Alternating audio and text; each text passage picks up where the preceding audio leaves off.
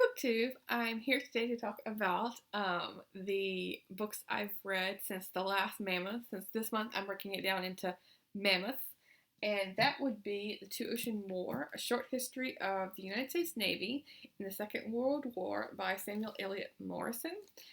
And this is a book I've had probably, if not the longest, one of the longest books on my shelves, and I'm putting it off. It's chunky, and I've never read a book specifically on the Navy, and unfortunately, it didn't live up to, I don't know, the reputation, at least from my perspective. I like, when I read history books, I like the narrative history where you can get lost in the story, and unfortunately, that just didn't happen with this book. It has lots of information, facts and figures and so on, but I never found myself lost in the book. I had a really hard time, not really hard time, but I never like fully visualized the story, and it was more like me reading a detailed report than an actual story, if that makes sense.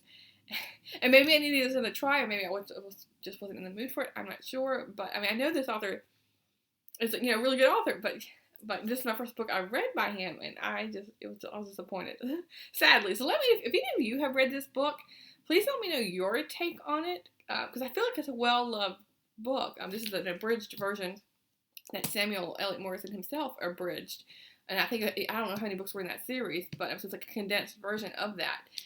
And yes, just let me know what your thoughts are on that. And then the other physical book I finished was Little House on Rocky Ridge by Roger Lee McBride. And this was kind of the opposite.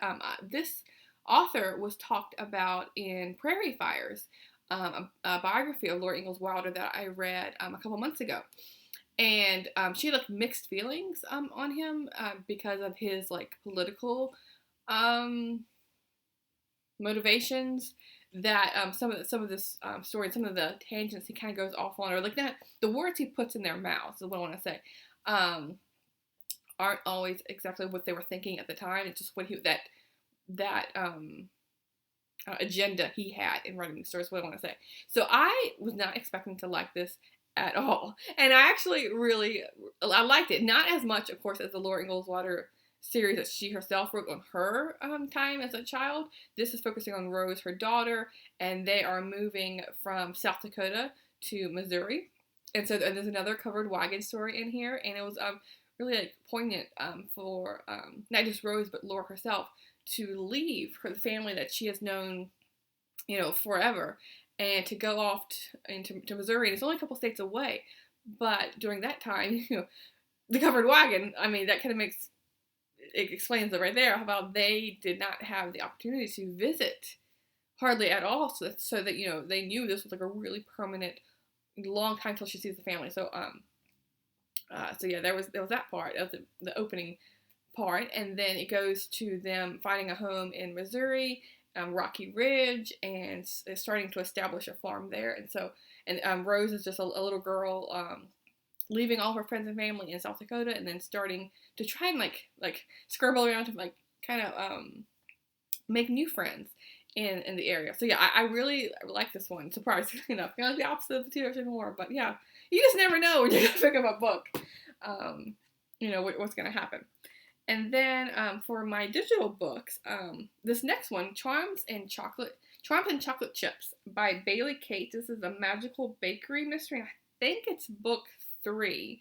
And this one I listened to on audio, and I really think I need to stop listening to audiobooks, or I don't know, find a different way of listening to them, because I remember hardly anything about this book, and I am seriously going to, if I have time this month, if not next month, I'm going to reread it digitally. I mean, ebook, not audiobook. That way I can actually fully understand and follow the story. And I don't know if it's like, because I predominantly listen to audiobooks while I'm working or cooking dinner or walking the dog.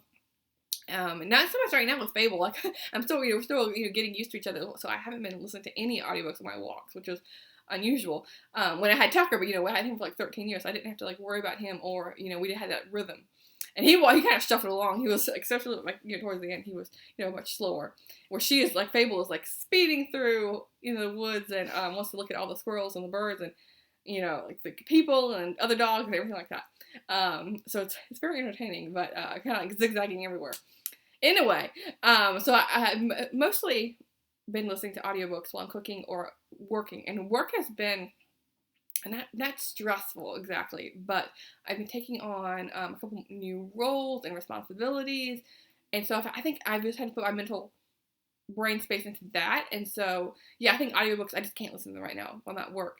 And so I think that's part of the problem of me just not retaining anything of the story. So that being said, this is a cozy mystery set in Savannah, Georgia, about a woman who she has these like magical abilities, but it's very like light fantasy, I would say.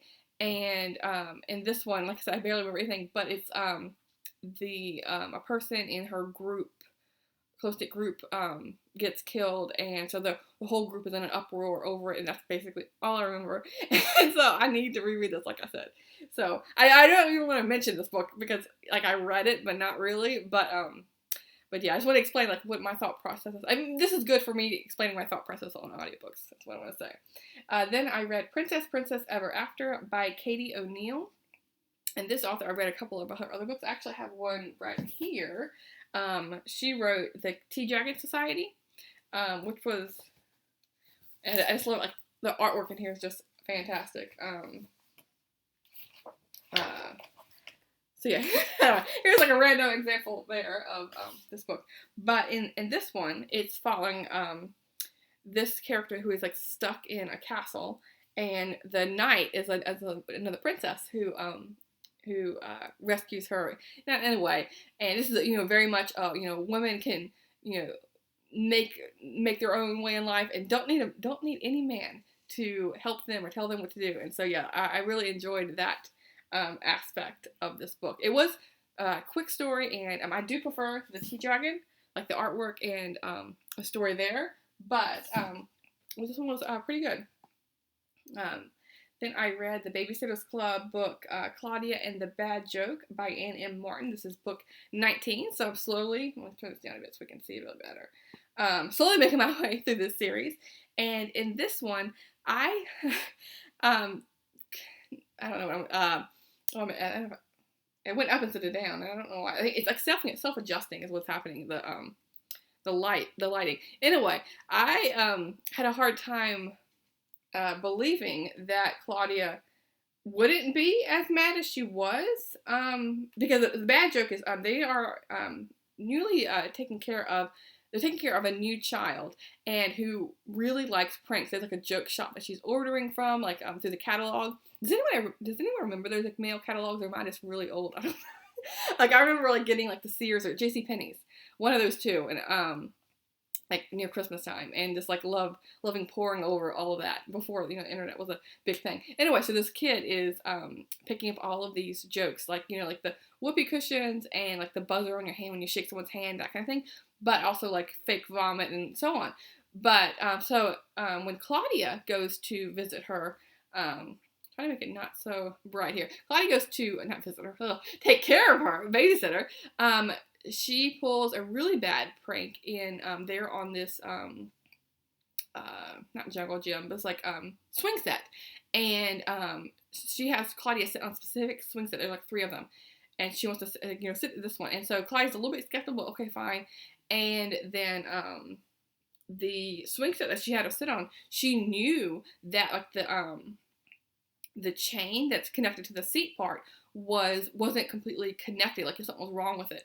And so Claudia was swinging along on it, and then she falls off and breaks her leg. And so that's the part where I was like, I would have been livid. Like, you're gonna break my leg, and I'm just gonna like kind of like wave that off. I mean, she was upset, but not to the extent that I would have been. So Claudia, rightfully, I think, starts considering leaving the Babysitters Club because of the dangers that could happen. But eventually, as the story goes on, she realizes danger can happen anywhere. You're taking a risk getting up every day from bed practically, because you never know what's going to happen. And so yeah, then it all works out in the end. But yeah, there was that one. And then I read Raven Black by Anne Cleves. And this one is oh, it's like so bright. Is because I read a book by Anne Cleves last month or 2 months ago that was a different series, and this is and it doesn't say the name of the series because I can't remember which one, what's the name of the series, but this is following murders that are happening with girls with the name of C in their names. There's Catherine, and I can't remember the other C actually, but I remember there's several C lettered names getting murdered here, and so it's kind of like following two storylines in a way, because you're following the whodunit of a girl who was killed like I think 7 or 10 years ago, and then one now, and that girl was like around 6 or 7, 8 years old, and then now we're following a teenager who was killed in the same exact area, and so the same suspect, the same person who they thought had killed the younger one is now like the same, like his backyard or front yard, and so again, fingers are pointed at him, and just from like that setup, I immediately figured out that it couldn't have been him. Like, you know, if he was a suspect before and he was never put in prison or anything, or, you know, never like, you know, didn't go forward with the prosecution, then like, and this the setup there, I didn't think it could have been him, because also he was shown in the light of being kind of slow, like they were saying like he wears the same old ragged clothes, and he's a recluse, and he has a really tough time talking to people and stringing words together, and so yeah, with that whole thing mixed in, I just did not think it would be him. So anyway, it was a very good book, and there's a TV show, and it isn't listed here, but there's a TV show based on this series, and so I for sure want to pick it up, but I did not really explain that story well at all, but there's a school teacher, and I don't know, I'm going off. Never. I'm not even gonna go on that tangent there. But anyway, the whole town is small. Well, okay, never mind. What I want to say is what I really liked about this book was the setting, because it was set in the islands way north of Scotland, in the Shetland Islands, and so they had a really small town, like I think like 1,000 people or so or on this island or in that town. And so, like, everyone knows everyone, and so everyone is curious about this, and there's multiple suspects involved, and everyone knows who they're either related or they are well known to the killer and to the murder victim as well. And so, yeah, anyway, I really like that setting because it's, like, very dark and cold, and it has fit the mood of this story. So, yeah. I really kind of jumbled that around, but yeah, I highly encourage you to pick up this series. It was, and I'm for sure going to read the rest of the series as well. The next one is Justin Morgan Had a Horse by Margaret Henry, going back to middle grade books, and this was part of the Newbery honors list. And this one is I'm reading 3 years for this month of Newbery winners and honors list, and this is another one. I think I've had at least one other one. About the Revolutionary War, and so this one is about a boy Joel, I think is his name, who he gets he starts taking care of a horse that's a young colt that I don't know, it's like no one expects anything from this horse, but come to find out that he can do anything. Like, the horse is like the fastest runner, the best jumper, the best looking, and so on. And so it's a really quick, fast-paced book set in Vermont in the 1700s. And so I think if, you know, you were a young girl or boy reading this book, you know, really, if you're getting really into horses, then this would be a good book to read. For me, it was just okay as an adult reader, because I feel like it wasn't too much to the story, but it was still a nice, you know, entertaining read. And then I read the Nantucket Diet Murders by Virginia Rich. This is a Eugenia Potter mystery, and this takes place in Nantucket, and instead of focusing on like young or middle-aged people, this is focusing on older people who are like in the retirement age, like 65 and older, and so I like that kind of like twist on it. I mean, on a take on a murder mystery, cozy murder mystery. There's too many M's there. But this is following Eugenia, who is going to Nantucket to visit old friends, like a long time. Either they've lived on the island or they've vacationed on the island. So some of them have now retired and are now living on the island. And so she goes to visit friends, and they all were, older and put on a bit of weight. Not like obese, but put a little bit of weight. And so, but when she met up this time for the holidays, they all were extremely skinny. Some of them to the point of being really, really, really skinny. And so they were all like very particular on what they were eating. So instead of like getting together for cocktails, they decided to get together for tea, having just a cup of juice for breakfast, that kind of thing, or just having a salad with no dressing, no bread, no butter. And she was kind of like taken aback by this. And at first she was like admiring their change in appearance, good for you kind of thing. But then it came to a point when as she spent more time with him, she realized how restrictive it was and how dangerous. And then I kind of, not unrelated, but on the side note of all that was murders were taking place. And the whodunit, I was really surprised by the killer, because there was one person who, I don't know, you kind of suspect as like a seedy character, who was the one who was really pushing this diet. And so I thought, the bad guy is going to be him. But it was a complete surprise. So yeah, I enjoyed this. It was a bit slow of a build-up. It was, I don't know how many pages of this was, because I read it on an ebook, but it did feel a bit longer than the typical cozy. And this came out in the 1980s, like I think mid-1980s. So I don't know if it didn't really, come out during, right now with all the cozies that are being written. But yeah, it was pretty good. I then read Rabbit Hill by Robert Lawson, and this was one that, because I mentioned this on my TBR, that I read as a kid, Watership Down, and I don't know if it was because it wasn't pushed on me for school. It was like an assignment where you could pick a book, and so I chose that one to read. So I don't know, it wasn't exactly pushed on me, but I had to read it for school, and I hated it. And so because it was in the perspective of the animals, but animals have their own voices and can talk and that kind of thing.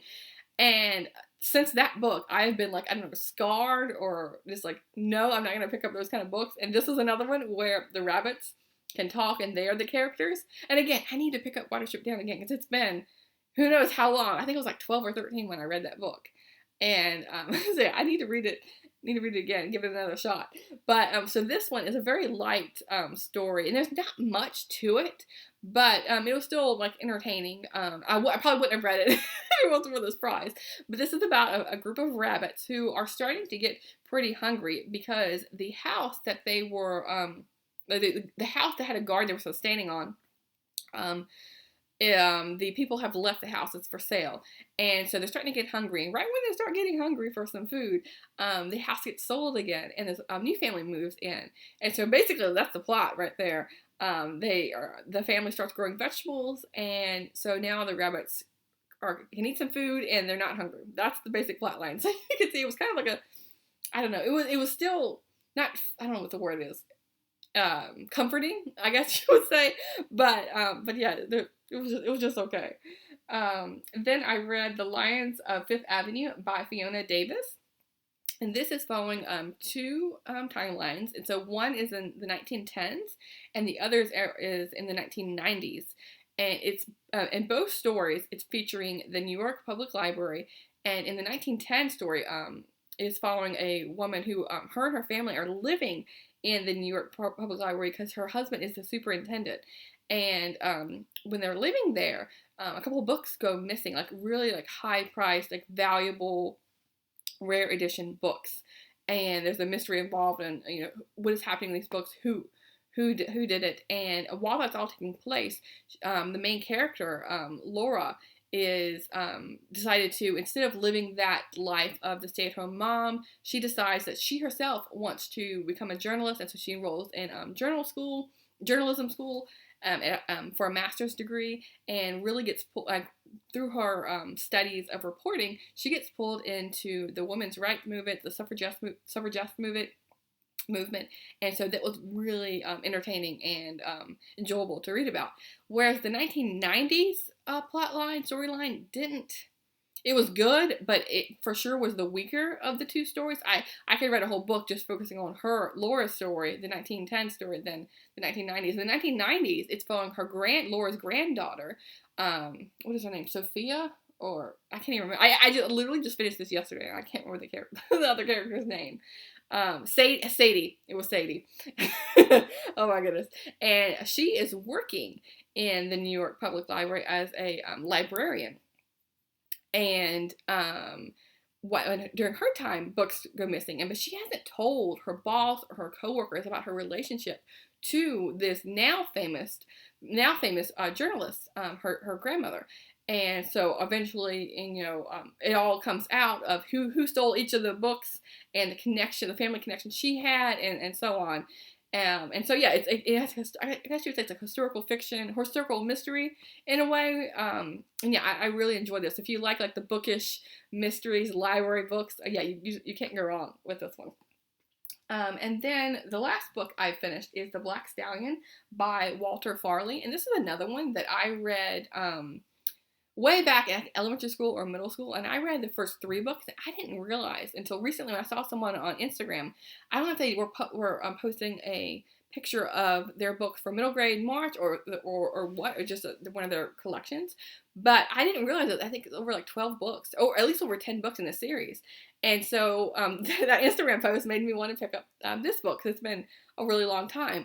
And for some reason, I kept thinking that this story took place in the desert because I could have swore maybe it's the second or third book took place in the Arabian desert, but maybe it was a different book or one of those two. I'm not sure. Anyway, in this one, there's a boy who's visiting his uncle in India, and then he's taking a ship back to the United States and New York City to reconnect, go back home to his family.